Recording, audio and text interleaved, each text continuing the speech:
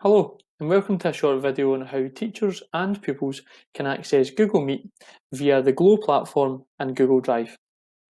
As you can see here, I'm already logged in to my Glow platform and I'm on the My Launchpad section. Here, I already have Google Drive added. If you don't, come down to your second icon, which should be for your school, and you should be able to find it here. I'm going to go ahead and click on Google Drive, as this is going to be one way which we can access Google Meet. Once Google Drive loads, you will see in the top right hand side an icon sometimes named as the waffle or the 9 dots. It's occasionally known as the grid too, but you can call it whatever you want. By clicking on here, it will give you access to lots of different G Suite tools, one of which is Google Meet. Go ahead and click on that, and this will load up another page which will take you to the sign-in page for Google Meet. Here you can see that nothing is scheduled for today, but if you've already been invited to one, you might see this listed here.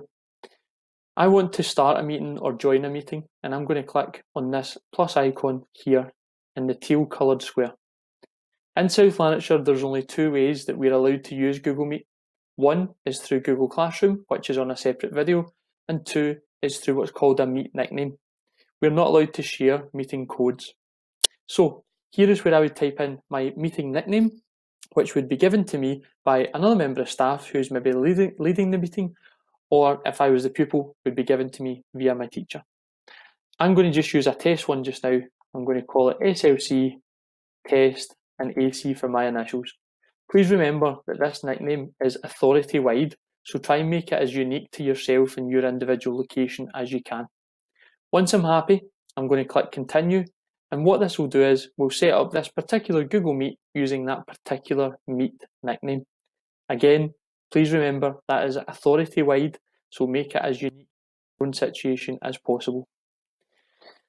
You'll then be presented with the lobby screen, where you can select to toggle your camera and microphone on or off before joining the meeting. I would recommend that you toggle both of these options off prior to entering your Meet, because this just helps with the bandwidth and helps you get into your Meet in a more efficient way. It also means that if anybody else is in the Meet, you're not going to disrupt the meeting that is already in progress. As you can see, the name that we created, the meeting nickname, is available and no one else is here at the moment. So I'm going to go ahead and click Join Now, and you will then see that I have been added to the Meet. I can then use all the other functions, which I will show in another screencast video at a later date. Once finished, I can then press the hang up and leave call button. One point of note to remember is in South Lanarkshire, we've been asked that the teacher is the last person to leave the Meet. All other pupils and all other attendees should leave first before the person who is leading the Meet or the teacher leaves. They should be the last to leave. And finally, obviously when you're inside the Meet, you can toggle on your camera and microphone to suit yourself.